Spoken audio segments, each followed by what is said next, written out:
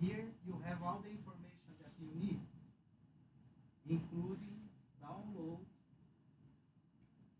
the Android Studio. So it's free, and maybe there will be a fee in the future when you start to develop real applications to be put in the app store, right? The application store. But it will be later when we are thinking in publishing your application commercially to get money.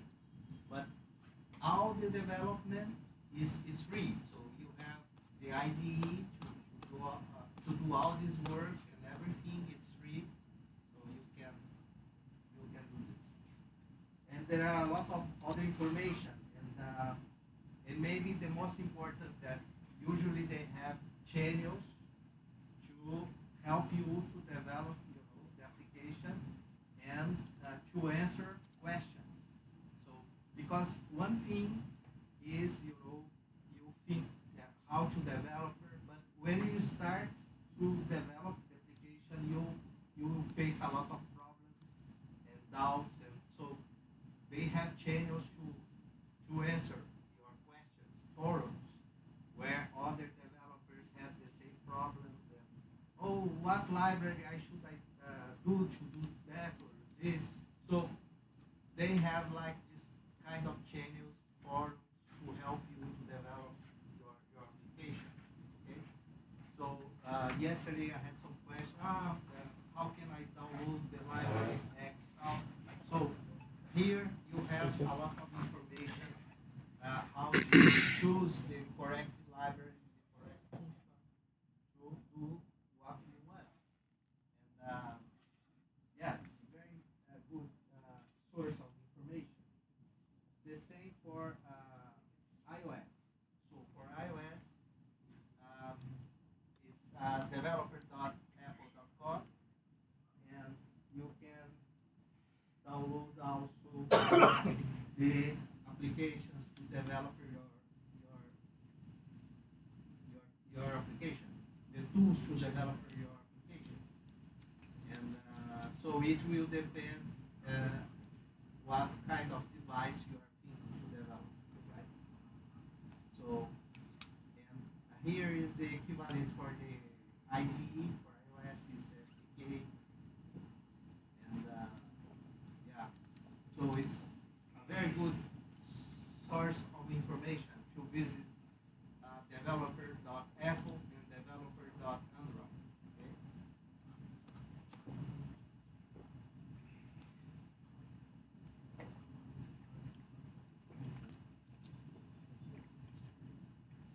So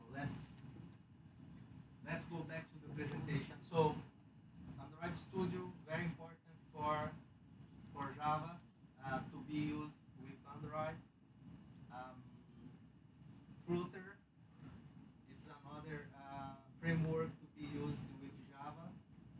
Codinome 1, React Native as well. So the choice of the framework depends on many factors.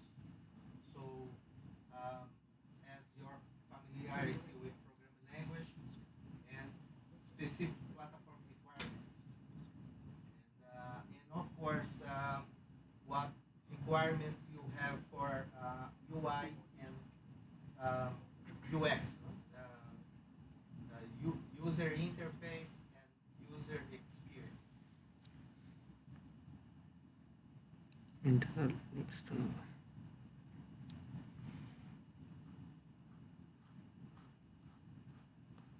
So when you download the IDE and you start to write your code, so depending on the application that you are developing, in our case, we are concerned about the IDNs, right? How to process internationalized domain names or internationalized emails, and we have some libraries for this kind of work. And actually, so for Python, we have the same IDNA library.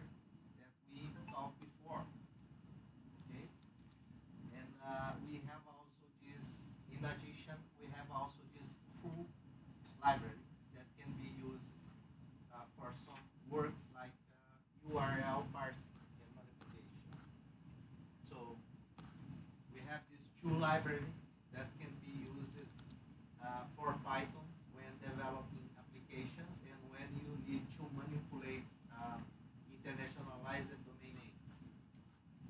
And for Java, we have this ICU4J library that can be used when you are processing IDNs, but now for Android.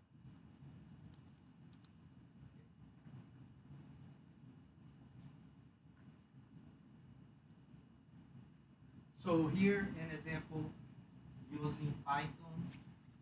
So you download your IDE, you are writing in Python, and so it's very similar when you are writing a code for a server or for it's like a Python, a normal Python, but you are writing the code to be installed in an application for mobile. So it's the same. So it's the same syntax. There is no difference. So in this case here, as we had yesterday, so we have this IDNA library.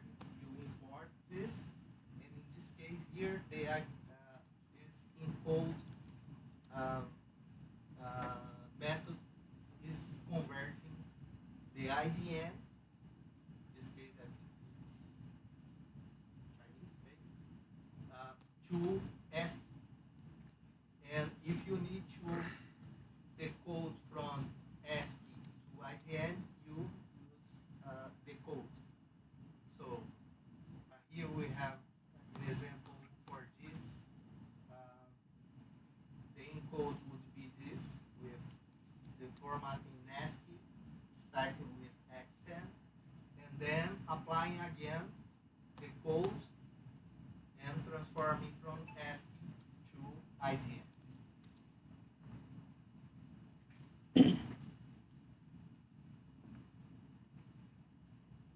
So here we have another example in Python, and look that the libraries they change. It's Kiwi now. Yesterday we didn't have Kiwi, right? So it's Kiwi, but very similar in Python. It's like we had yesterday. So we have the methods to do the same work. In this case, we are doing a parsing of IDN. They are concerned to separate the domain from the name, and so it's very very good. It's the same that we had yesterday, but for mobile. Okay.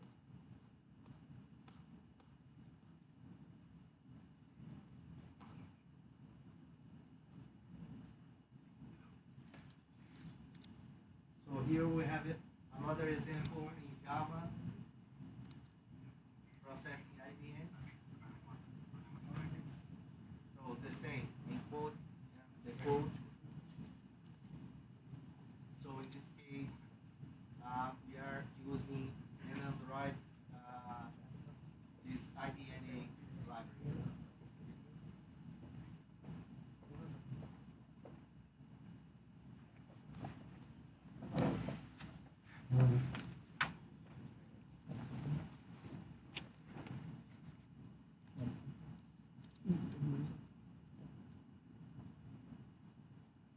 So processing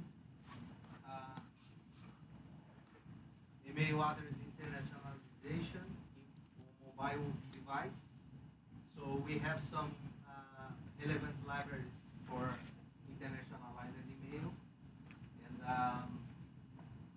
these libraries empower the developers to ensure seamless communication across borders, and they can handle character conversion, display internationalized address correctly. So here we are concerned that when you have your application and you are using, like you create an application that needs a sign up, for example, and now you have, you are supporting emails in internationalized format. So you need to choose a correct library to support this email in the loop.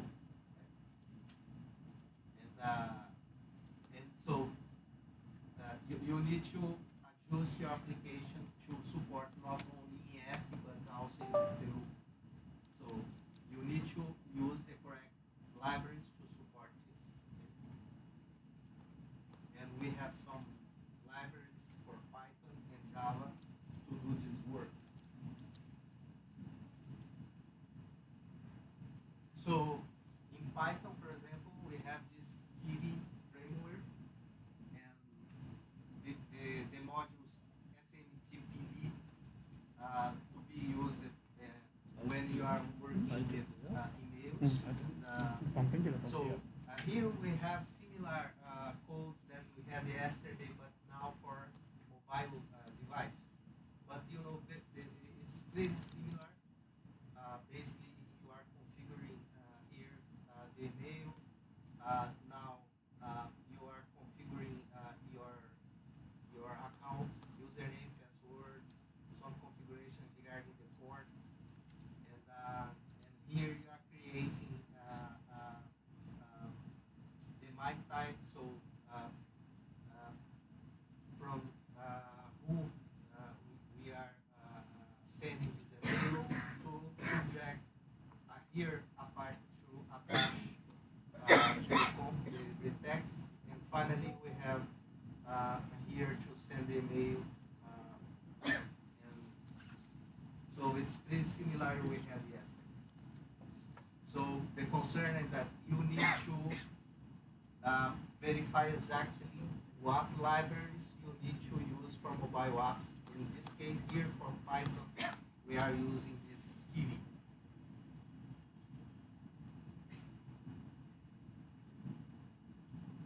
So the same for Java in Android. So you need to use the correct library. In this case, we are using this Android, and so it's similar. The configuration. What else?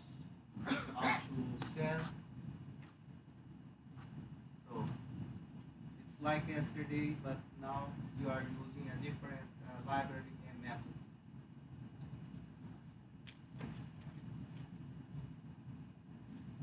So here we have a description. On the presentations you can get, go to here to see exactly all the steps that we have when we are sending this email here in Java. So we have a lot of steps, and it details exactly what the code is doing. So you can, if you want, you can review this. And that's it. For mobile apps, actually, I think the most important message is that you need to define what operation system you are working with, Android or iOS. Go to developer page, download the IDE, the integrated developer environment, and then start to make your code, use the IDE to simulate, and the final part of this kind of environment is to build your application.